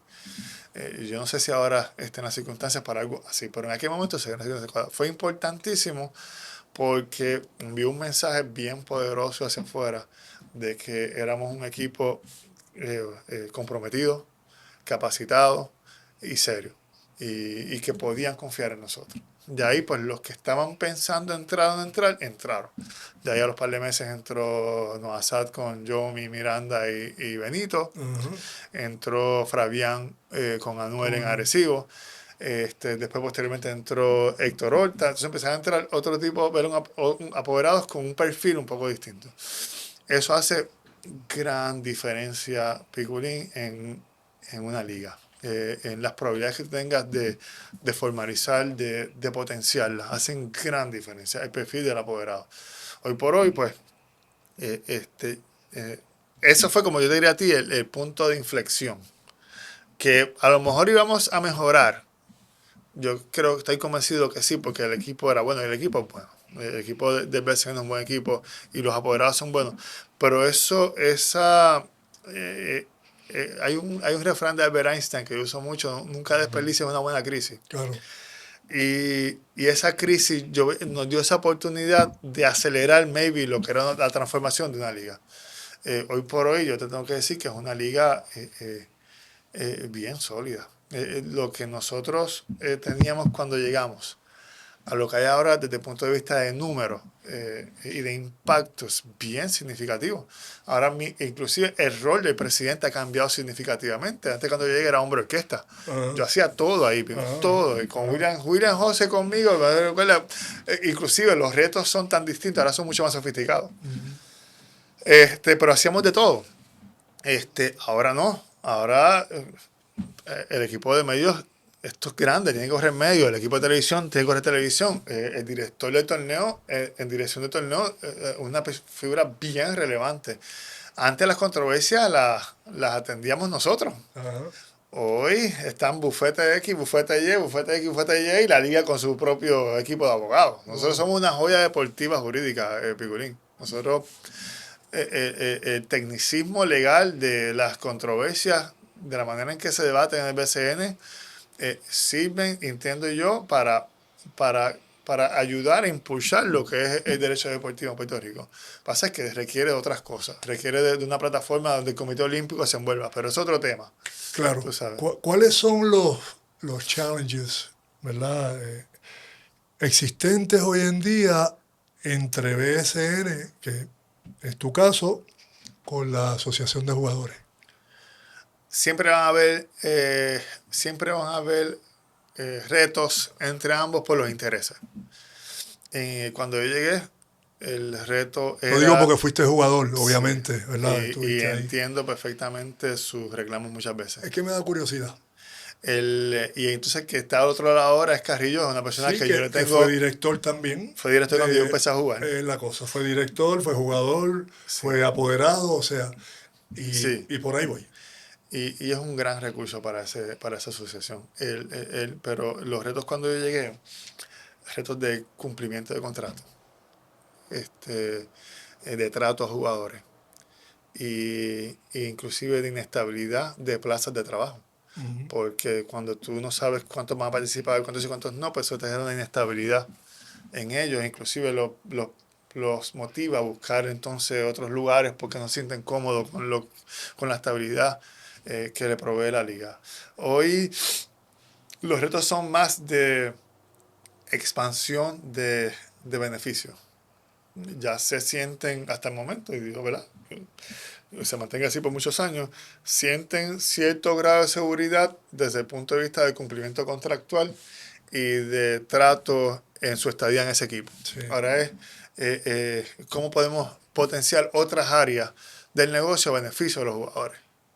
Esa es la dinámica Esa es la de las dinámica, conversaciones que que es se lo dan. que siempre debe existir, Sí, ¿no? que se dan, ¿verdad? Entre equipo y jugador. Obviamente tener un Carrillo que conoce ambas partes, ¿verdad? Ambos cuerpos. En el caso mío también, pues tenemos ¿verdad? La virtud de poder diferir con respeto. Sí, claro. Carrillo te va a decir las cosas como son. Ujú. Cuando estás bien te lo va a Sí, decir, sí. cuando no te lo va a decir también. Y se hace desde un marco de respeto, ¿verdad? Que beneficia a todas las partes. Eh, debo preguntar si realmente es beneficioso el draft de jugadores cuando Arecibo, por decir un nombre, tiene una cantera de jugadores allí en las categorías menores, entonces en un draft injusto vienen y después que ese equipo invierte en los jugadores en categorías menores, se los lleva a San Germán, por decir. Eh, ¿Qué hay al respecto que pueda eso manejarse de alguna manera más justa, ¿verdad? Pues para los equipos propiamente. Sí, para que incentives realmente la inversión en sus categorías Claro, menores, claro. que ayuda Y también que al devuelvan. equipo. Y le ayuda al equipo de distintas formas, porque mantienes el interés y la conexión con esa Con esas comunidad categorías que la menores. necesitas Es la cosa. para que te apoyen ¿Cómo a tú lo ti. ves? Ocurrió una situación que después culminó con la eliminación de esa cláusula de hijo finca. Se debería repensar nuevamente, pues lo que tú dices. Por ejemplo, este año fue la última cepa que entra bajo esa cláusula de hijos de finca con Ramses, Pinzón y González en Específicamente en Arecibo Arecibo. y hechos en Arecibo. Sí. Este, y es una cláusula que se debe nuevamente evaluar. En ese momento, pues se percibió que se utilizó de una forma que rayaba ya en injusticia, y ahí se reúne la Junta y decide eliminarla por distintas formas, ¿verdad? Y eso pues nos trae a esta situación. Hay que, el progreso trae sus retos, Sí. el progreso trae sus problemas. Siempre hay problemas, Pero siempre hay miedo a los cambios también. como todo, pero no los puedes evitar. O sea, lo que no cambia muere. O sea, cambia o muy acelerado o más lento, pero de Sí. una forma u otra se está moviendo. Yo le digo a la gente, los problemas siempre van a existir. Asegúrate que sean de progreso y que no sean de regresión ni de estancamiento. Exacto. De progreso son más sofisticados. Claro. Pero en este caso, el sorteo es bueno porque le genera activos a los equipos hasta de cambio, y a lo mejor un equipo que no tiene recursos económicos para poder moverse, tiene recursos activos como finca. PICs, y puede mover y hacer cosas. Sí. Eso es lo positivo del sorteo. Cómo nosotros repensamos nuevamente una regla como la de los hijos finca, amerita traerlo a la mesa. No lo había visto, pero te escucho nosotros acabamos esta temporada y hay un par de cosas que tenemos que evaluar. Y a lo mejor esa es una de ellas también. Y dentro de esas evaluaciones, y esto acá con mucho respeto, ¿verdad? A su manera de pensar, actualmente tenemos 3 Refuerzo. refuerzos. ¿Cómo se iría la balanza?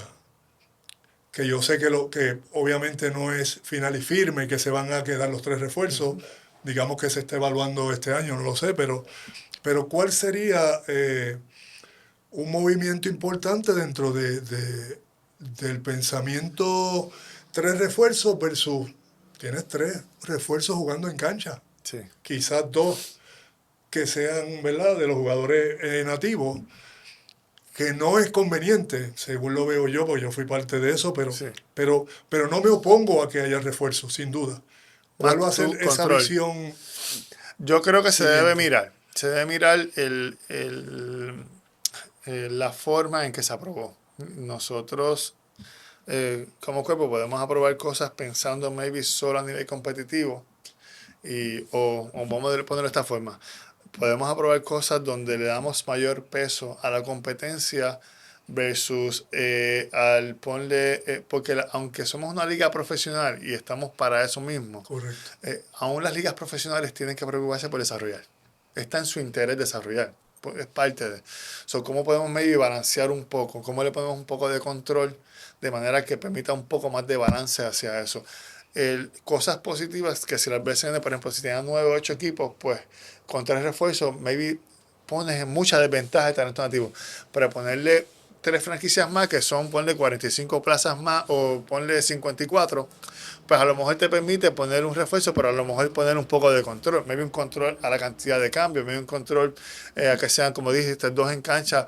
Esa no huela mucho de momento, pero hay muchas cosas que cuando se traen en un inicio no vuelan, pero con el tiempo, poco a poco, se siguen, ¿verdad?, discutiendo hasta que se aprueban. Porque la de tercer refuerzo fue una medida de 4 o 5 años discutiéndose. Eso no salió de la nada. No salió de la nada. Estos últimos 5 años que llevas en la presidencia, ¿cómo has visto tú, ¿verdad?, este proceso en ti primero, obviamente, y en la liga? Ha sido una gran experiencia. Todo tiene su momento. Y yo creo que mi paso por el BCN se alinearon muchas cosas para hacer un proyecto bien bonito. Ya cuando yo salga, pues yo digo, yo salgo y va a venir otro y buscaremos la forma de que con las cualidades y el perfil para que siga elevando la liga. Imagino que cogiste la liga no muy flotante. No, es No un muy buen bullante, reto. vamos a decirlo Estaba así. en una situación bien, Endeudadita. bien compleja. Hoy por hoy siento gran orgullo por lo que se ha logrado. Siento gran seguridad de todo lo que se ha logrado. Y siento entusiasmo porque sé que puede seguir creciendo. Y ya que dices eso, ¿qué cosas se podrían seguir mejorando? Un montón. Un montón. Hay mucho por mejorar ahí. Nosotros, como liga, y esto tiene que ver con la liga, tenemos que seguir mejorando los protocolos. Eso es bien importante. Esa formalidad hay que darla. Seguirnos posicionando como una liga internacional a nivel de región. Esta liga tiene para eso. Hemos crecido muchísimo en Dominicana, en México, hasta en Italia. Gracias a Galinari estamos siendo vistos. La tecnología te permite visibilizar. Hay muchas áreas para mejorar. Cómo podemos entrar en el mercado de Orlando, que hay mucho boricua allí.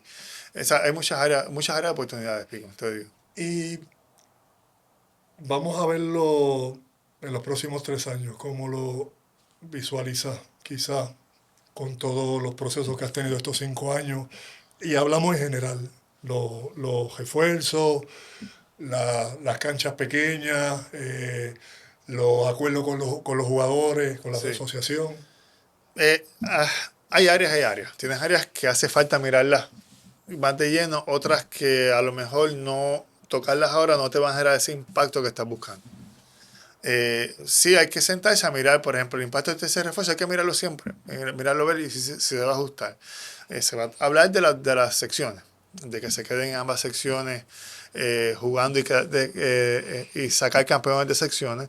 Esas son cosas que yo sé que se van a traer sobre la mesa. ¿Qué más tenemos ahí pendiente? El mundo de las apuestas deportivas va a ir creciendo poco a poco. Cómo nosotros vamos atemperando para posicionar la liga para seguir creciendo en esa área, pero protegiendo la integridad de la liga. Pero ¿qué aportan las apuestas deportivas a la liga? Puede aportar ingresos. ¿Los está aportando actualmente? Sí, los aporta. Y puede seguir creciendo. Pero tienes un riesgo de integridad. Lo sé. Nosotros, aunque hacemos inversiones en esa dirección, hay que aumentarlas. Las inversiones que hacemos para seguir protegiendo. O sea, que hay muchas áreas. Sí, cuando, por ejemplo, hay que sentarse y ver cómo podemos identificar otros mercados. Eso yo lo voy a hacer este año. Los mismos ejercicios que yo hice hace varios años, que lo hago con los equipos. Tráeme las ideas que tú tengas, los retos que tengas. ¿Qué áreas podemos fortalecer? ¿Qué áreas la liga te puede ayudar? O sea, esto yo me siento cuando salga la temporada y hacemos ese ejercicio. O sea, que esta liga no crece sin los apoderados. No veo forma. Pero tampoco no crece sin una liga alineada o clara en lo que quiere llegar para que todos puedan correr hacia y sobre todo en el beneficio a los jugadores. Totalmente. No, son los que son los corren el show. artistas. Son los que corren el show. Tú necesitas... pero he aprendido con un balance, Pico. Tú necesitas buenos jugadores, buenos artistas, lo necesitas, pero necesitas una buena plataforma. Es como un boxeador que no tiene un buen manejador, no tiene un buen Don King. O sea, tú necesitas ambas. Nosotros tenemos que asegurarnos de que ese talento en esta plataforma se maximice. Pero si ya tenemos el Don King en ti. Ojalá. No, vamos Sí, a decirlo así, porque, sí. porque la realidad es que ha hecho un buen manejo. Sí. Llevan unos 5 años que la liga pues ha ido increciendo. Sí. Es la realidad y te la doy.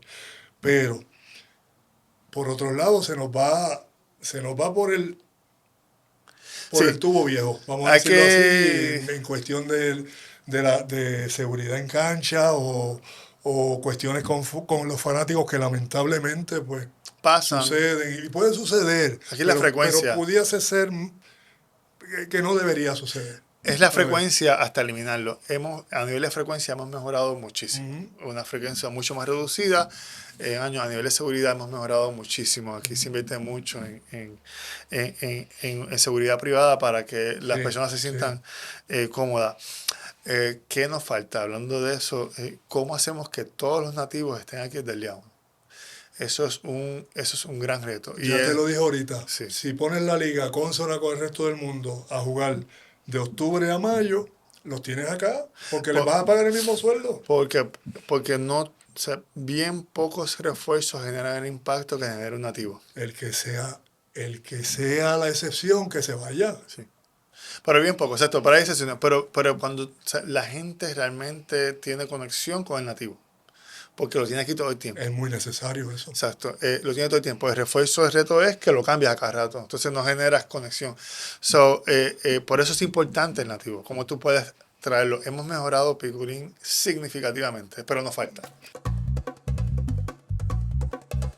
Bueno, hablaste ahorita estuviste en Guaynabo, y ¿de dónde nace ese interés del servicio público y la política?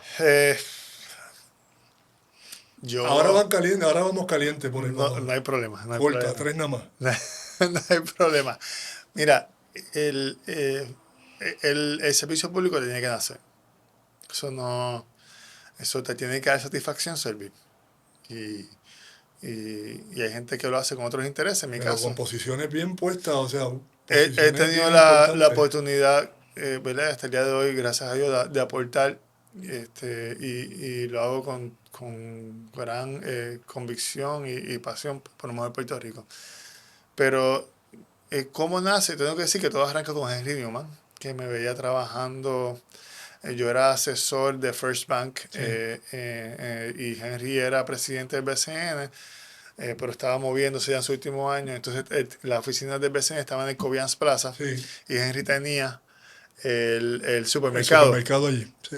So, se pasaba y me veía a mí vestidito jugando, pero vestidito y trabajando todos los días. Ya él sabía que yo era CPA y que trabajaba y que estaba adquiriendo una experiencia en banca. Y él es el que decide llevarme como director de la auditoría del Departamento de Recreación y Deporte. Ujú. Y ahí arranco en esa experiencia y empiezo a envolverme en ese mundo. Lo encontré, me daba mucha satisfacción, me da satisfacción el poder aportar por Puerto Rico, y me permite también ver y yo mismo desarrollar mi propia filosofía política, o filosofía de lo que yo entiendo que es bueno para Puerto Rico. Y lo hice yo solo, o sea, no hubo ningún tipo de presión de nadie. Y ahí surge bien, surge orgánico, pero fue orgánico gracias a la experiencia que cojo con Henry, que me dio esa oportunidad. Y ahí yo seguí escalando, y gracias, después fui director de auditoría del Departamento de Estado, después Fortunio me nombra inspector general, de ahí salgo, estoy casi 4 años como administrador de la ciudad de Guaynabo, que fue una gran experiencia. ¿Dónde De ahí- vivimos? Sí, de ahí yo soy el que entrega, ahí surge la situación que fue bien compleja en ese momento, Sí. y yo termino como alcalde interino entregando, ¿verdad? El municipio al alcalde incumbente, y así. ¿Por qué no corriste? Cuando tú eres alcalde, tú tienes que estar consciente que tú cambias tu identidad. Tú dejas de ser José Rafael Piculín Ortiz, Sí. tú te conviertes en el alcalde. Eso es 24/7. Y eso no para. Y yo, al ser administrador, sé lo que había. Y cuando analicé también los pros y los contras, hasta los económicos y todo, de verdad sentí un gran respeto por los alcaldes. Porque realmente lo hacen porque quieren, de verdad. Porque nosotros aquí podemos hacer, ¿verdad? Podemos discutir, no, que se ganan mucho o poco, no, hay que estar ahí. Y todos los días, 24/7 lidiando con todo tipo de personas, tratando de mejorar esa comunidad, ese pueblo que tú tienes. Yo le tengo un gran respeto, ¿verdad, Vic? No me queda claro que no es una posición que yo no, ¿verdad?, aspiraría, pero me dio la oportunidad de generar mucho más respeto y admiración por los alcaldes. Te voy a preguntar, volviendo a la pregunta anterior, que mencionaste que Henry Norman te llevó a Recreación y Deporte. Los descubrimientos que hiciste, ¿por qué no se descubrieron ¿Por qué no trascendieron? La trascendencia es una cosa. ¿Por qué no se dijeron los descubrimientos hacia afuera?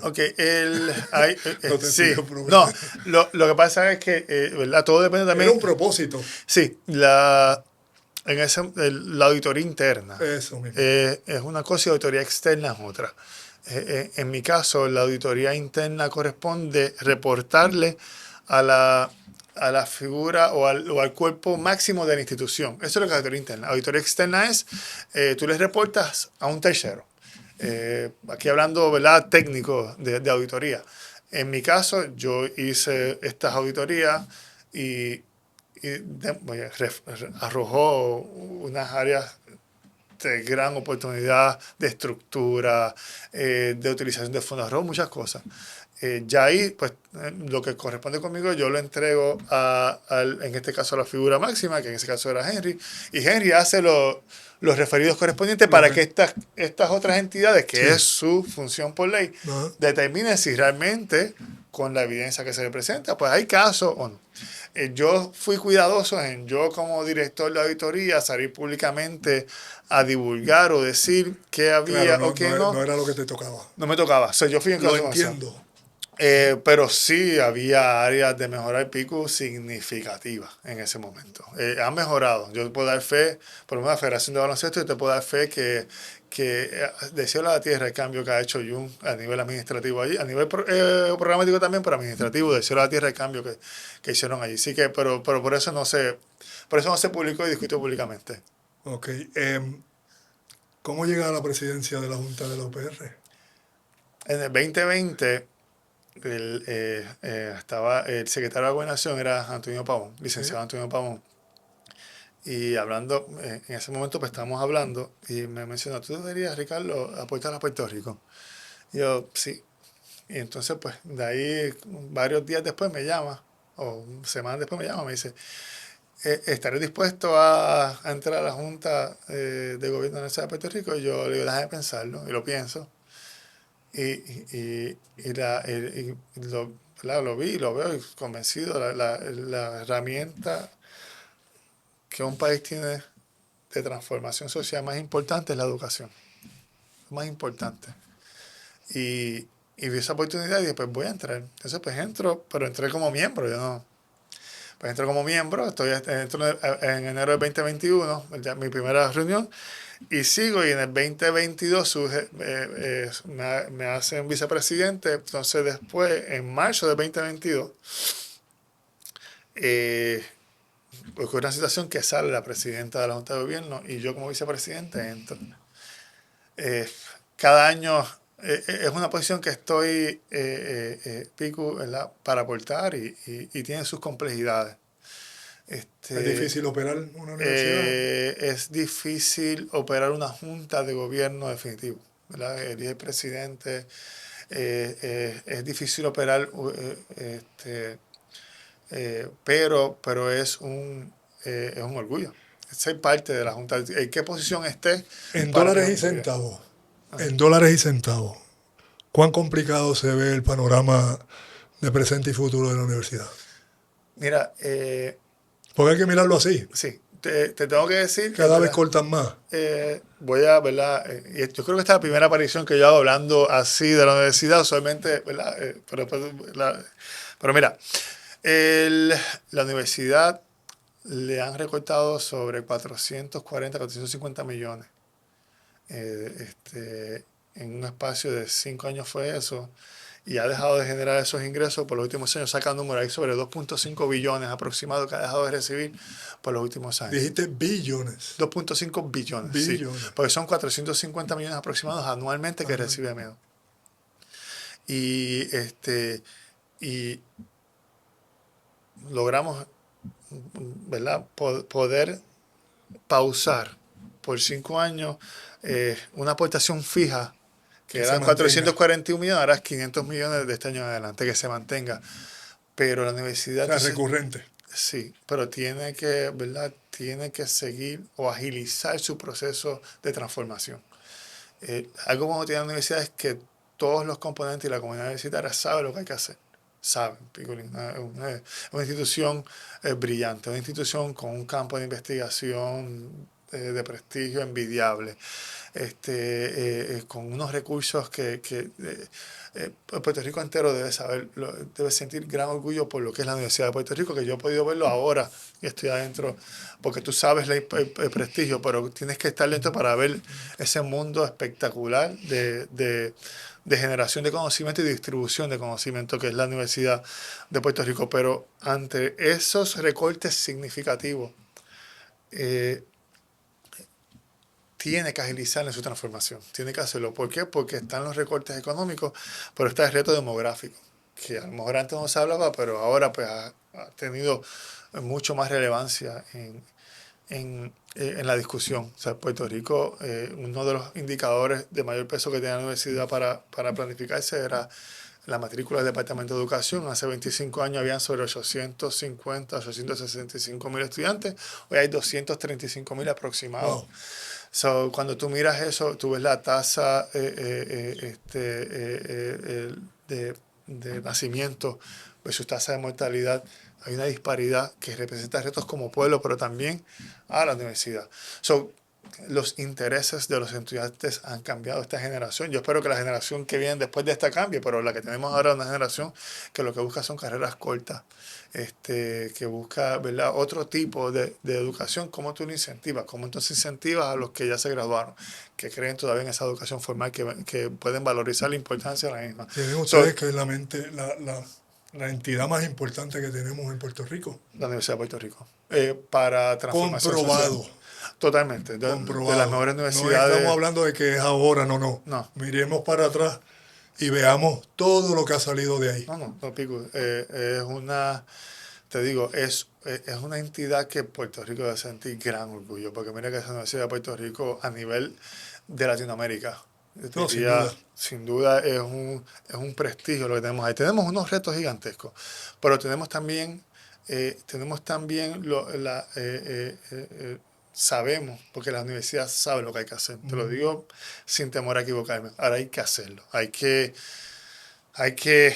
movernos, pero hay que hacerlo, ¿verdad?, con un sentido de urgencia. Yo creo que ese es el reto que tenemos. ¿Y ese es el norte que hay? Se está trabajando, ¿verdad?, en ese sentido.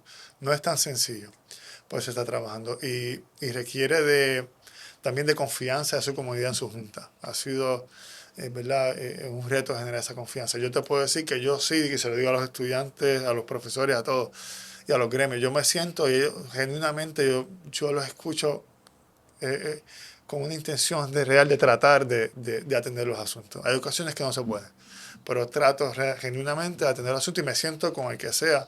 Porque no tengo nada que esconder. Claro, yo no estoy ahí, exactamente. ¿sabe? Yo estoy ahí porque realmente entiendo que, ¿verdad?, que porque puedo aportar en la posición que sea. Llevo 3 años y medio de presidente, pero si tengo, donde sea, puedo ayudar. Inclusive hasta fuera de la Junta, yo estoy dispuesto a ayudar en lo que sea por esa universidad. De verdad que ha sido una gran experiencia y lo es. Hay tiempo que está ahí.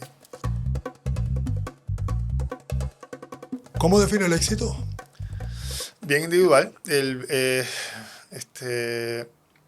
es cumplimiento de algún objetivo que tenga, el que sea. No tiene que ver ni con dinero, ni con poder, ni con fama.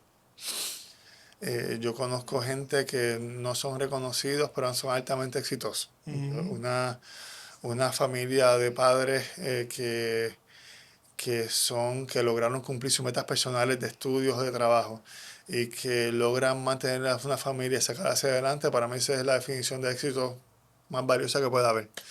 El que va a mantener una familia unida. Pues eso es valioso. Pero es bien individual y es bien subjetivo y bien de los tiempos. Porque para mí lo que era éxito Piculín hace 10 años atrás, 5 años atrás, no es lo mismo de ahora. Todo depende de las necesidades y la experiencia que hayamos vivido. Así que yo lo baso más ahora más en relaciones. Claro. ¿Qué consejo le da a un joven que quiere entrar al mundo del deporte, del baloncesto y más en el ángulo gerencial? En el deporte tiene que ser obsesivo. Tiene que enamorarse de lo que le tiene que gustar es entrenar. Yo creo que eso debe ser lo primordial. Lo que, aparte, lo que no va a poder controlar es su genética. Ay, No la va a poder controlar.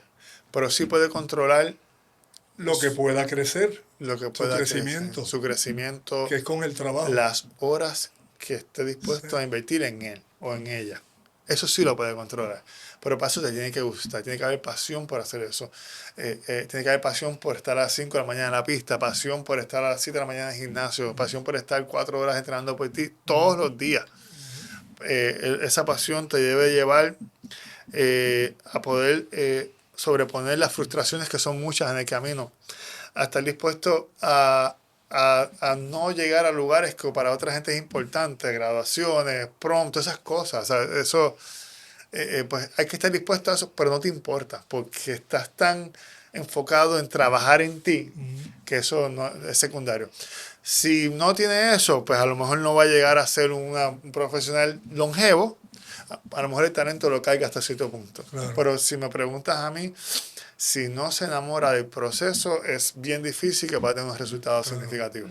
Ricardo, primero, darte las gracias por estar aquí con nosotros. Mira, Segundo, antes de cerrar, tengo una preguntita, antes de Tráela. lo que la tengo para ti. zúmbala. ¿Cuál ha sido el momento más importante de tu vida deportivo? Que tú digas, wow, esto no compara. Bueno, considero que el cierre mío en el juego aquí con Canadá 2003, que era mi último aquí delante de mi gente, porque lo fue. Creo que fue uno de los momentos más afirmativos y de compromiso dentro de del deporte como tal y dentro de mí como puertorriqueño y como representante de mi país. Qué brutal. Ese fue uno de los más importantes. Y en Grecia, porque Y ya la gente Grecia- no todos, digo, mucha gente sabe, pero las generaciones no saben que tenemos aquí una de las figuras más emblemáticas de Grecia, porque tú fuiste en Grecia. Tuve la oportunidad de ganar la Copa Korak para el equipo Aris Salónica. Creo que también fue uno de los momentos más bonitos pensando en el recibimiento que tuvimos. Bien grande, como no solamente de los colores de Aris, sino del país completo. Primero porque se les negaba esa copa. Segundo, porque era contra los turcos, que son archienemigos, Okay. ¿verdad? Porque estuvieron bajo el dominio 300 a 400 años de Grecia de los turcos y entonces no son muy amigos que digamos. Okay. Y ganamos allá en Bursa. Entonces, pues eso fue algo bien, pero que Sí. bien apreciado por los griegos. Y yo sé que tú recuerdas esto en 2019 en China, en la exaltación tuya de la fama, el Salón de la Fama de FIBA. Impresionante cuando Luis Escola y Fabricio Y Oberto empiezan a decir allí que ellos te miraban y te imitaban y que vinieron, creo que fue a Puerto Rico, para que tú les enseñaras. Eso no son palabras menores, Pico. Sí, la verdad que Javier, cuando tú, y por eso te quería hacer preguntas, pero es sí, que yo escuchaba eso y decía, wow, o sea, estos tipos con este impacto de medallistas de oro, su figura de imitación eras tú. Este, y la forma en que te miraban. Es lo que para mí fue, oye, y como se lo digo a Raymond, te lo digo a ti, ¿verdad? Y aprovecho el momento, ¿verdad? La vida nos pone retos siempre, pero Dios está bendecido también de tantas formas tan espectaculares. Y a veces tú no te das cuenta, pero impactas a tanta gente de manera positiva. Nunca lo vas a saber. Cuánto tú impactaste a gente de distintas formas. O sea, eso no lo vas a saber, pero es bueno que te lo digamos muchas veces, que se te diga todo el tiempo, porque sé que lo escuchas todo el tiempo, gracias. porque lo escuchas todo el tiempo, pero no importa. Tienes que escucharlo 12.500 veces para que maybe tengas un taste, Asimilarlo. un sabor. No, y un sabor real, pero no vas a saber realmente porque hay mucha gente que no tiene la oportunidad de verte y decirte el impacto. Así que, pero yo vi eso y quería decirte esas cosas porque son cosas que ¿verdad? Que Puerto Rico tiene, o sea, en sus figuras, y tú siendo una de las principales, sino la principal, que son de gran valor, o sea, de gran valor. Así que te quería decir eso y lo quería compartir porque para mí estuvo brutal. Gracias. Cuando estos dos animales, ¿verdad? Internacionales Sí, se fíjate paran y que dicen, nosotros éramos buenos, pero es que aprendimos, es que le cogimos los movimientos a ese que está ahí. Así fue que pasó. sí, de alguna manera creo que Guillermo Vecchio, el coach, en su momento que estuvo con ellos, pues siempre les dijo, vayan, él coachaba aquí en Cuamo Okay. y ellos tuvieron la oportunidad de venir y yo tuve la oportunidad de trabajar un poquito así con ellos. Pero muy bonito de su parte, ¿verdad? Primero que lo hayan, ¿verdad? De alguna manera verbalizado. Externalizado, sí. Segundo, creo que superaron por mucho, eh,